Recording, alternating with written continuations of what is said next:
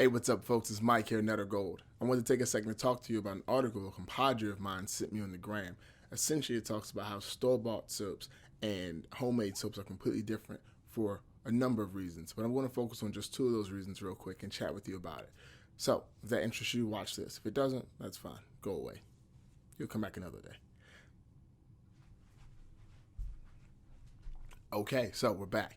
All right, so one, the number one difference between the two soaps from what this article stated was that store-bought soaps remove glycerin from the product. So glycerin is like a natural occurring fat that helps absorb moisture from the air onto your skin. And apparently store-bought soaps like to remove this stuff from their product. Now, the reason why, of course, makes complete sense if you're a big organization, a conglomerate, and you're after the money.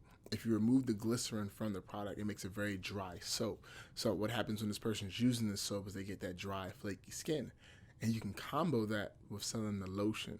So let's say like Dove or something like that has a bar of soap, and then you can also combo that with their lotion that's going to help hydrate your skin as well, because they say that the soap removes a lot of moisture in the process of cleaning your skin. So now I just comboed it for you, and now they can sell you something that should have already been in the soap. So you should have bought the soap with glycerin in it to allow your skin to be very moisturized, nice and damp, and just overall luscious. But they remove it so they can sell you something else. So that's one of the tricks that store-bought companies like to use over homemade companies, because homemade companies that make soap keep the glycerin in there, add glycerin to make it extra moisturized, because essentially they have something to prove, and these how do I put it? The bigger brand companies have nothing to prove. They don't feel like they need to prove anything to you, because they're like, oh yeah, we're good. We're the only people you can go to.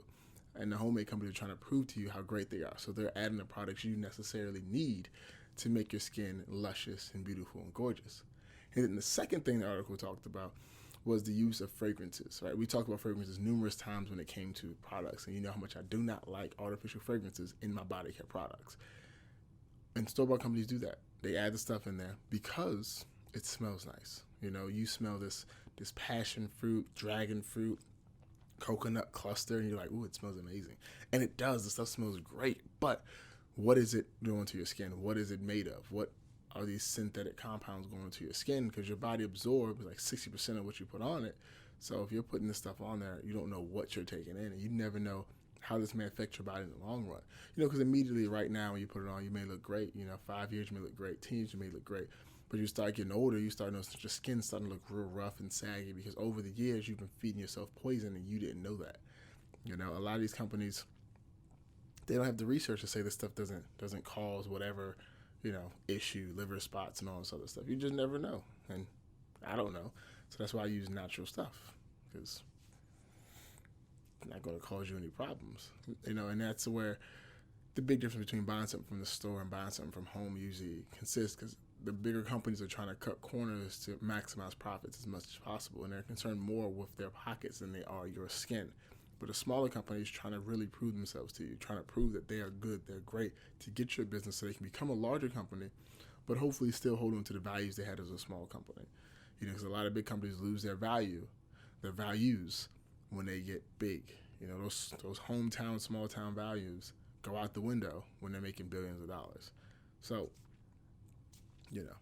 But I just want to take a second and talk to you about that one. I'm gonna link that link below to that article so you can read the other two things that this also talks about. And just next time you think about buying a soap from somewhere, look at the ingredients and see what's in it, and see if it kind of confuses you a bit. And if you can, find like a cool online soap maker, or go to your local farmer's market, pick one of those up. Or you may even know a friend that makes soap. I know a couple, so I can help you out if you need some. All right? Questions, comments, concerns, leave them in the comments below. And have a groovy day.